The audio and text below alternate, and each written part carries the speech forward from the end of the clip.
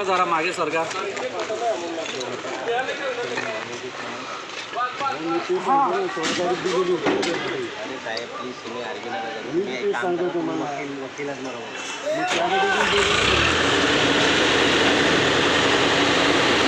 अवैध close circuit television, CCTV कैमरे और मोबाइल नेटवर्क बूस्टर टावर आखिरकार मीरा भाईंदर नगर पालिका के रडार पर आ ही गए। उप नगर आयुक्त मारुति गायकवाड़ और वार्ड अधिकारी योगेश गुनिजन के नेतृत्व में एमबीएमसी के अतिक्रमण विरोध विभाग ने मीरा भाईंदर शहर में अवैध रूप से बनाए गए टावरों को तोड़ने के लिए एक अभियान शुरू किया है।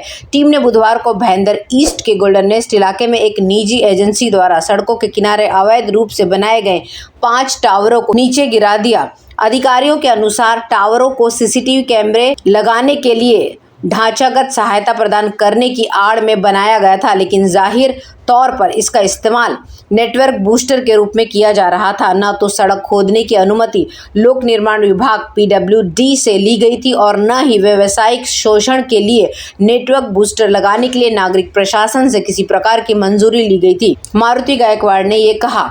एक अधिकारी ने कहा कि अब तक नगर पालिका ने मीरा भाईंदर शहर में 42 ऐसे टावरों की पहचान की है और आने वाले दिनों में इन सभी को गिरा दिया जाएगा। मोबाइल सिग्नल को बढ़ावा देने के लिए टावरों पर उपकरण लगाए गए थे। टावर जो न केवल कानून का मजाक बना रहे हैं बल्कि नागरिक निकाय को भारी राजस्व नुकसान का कारण भी बन रहे हैं। अंधाधुंध सड़क खुदाई कार्य के कारण मोटर चालकों और पैदल चलने वालों के लिए असुविधा के कारण मौजूदा उपयोगिता केबलों को भी नुकसान पहुंचा रहा है। बीजेपी जिला अध्यक्ष रवि व्यास ने मीरा भाईंदर महानगर पालिका के आयुक्त दिलीप ढोले को पत्र लिखकर भाईंदर पश्चिम स्थित सुभाष चंद्र बोस मैदान में खेलकूद के अतिरिक्त चल रही अन्य गतिविधियों पर तत्काल लगाम लगाने की मांग की है। उन्होंने आयुक्त को चेतावनी दी है कि यदि खेलकूद के अलावा अन्य गतिविधियों पर रोक नहीं लगाई गई तो बीजेपी महानगर पालिका के खिलाफ आंदोलन करेगी। आयुक्त को लिखे पत्र में रवि व्यास ने कहा कि महासभा में पास किया गया था कि इस मैदान पर खेल के अतिरिक्त अन्य किसी प्रकार का कोई कार्यक्रम आयोजित नहीं किया जाएगा। नगर सेवकों का कार्यकाल खत्म हो जाने के बाद आयुक्त महोदय ने पुराने प्रस्ताव को रद्द कर अपना प्रस्ताव पारित कर मैदान का उपयोग शूटिंग आदि कामों के लिए देने में लग गए हैं। आयुक्त महोदय को यह नहीं भूलना चाहिए कि भाईंदर पश्चिम के खिलाड़ियों के लिए यही एकमात्र मैदान है। ऐसे में अब खिलाड़ियों को अनेक प्रकार की मुश्किलों का सामना करना पड़ा है। आयुक्त को चेतावनी देते हुए रवि व्यास ने कहा कि यदि इस मैदान का उपयोग खेल के अतिरिक्त अन्य काम के लिए किया गया तो मीरा भाईंदर बीजेपी महानगर पालिका के खिलाफ आंदोलन करेगी। कुछ मामलों में लगता है कि मीरा भाईंदर नगर पालिका आखिरकार अपनी नींद से जाग गया है और मीरा भाईंदर शहर में अवैध फिल्म शूटिंग के खिलाफ कार्रवाई करने के लिए तैयार है। नगर पालिका ने हफ्ते से भी कम समय में 5,65,000 रुपये से अधिक का जुर्माना लगाया था।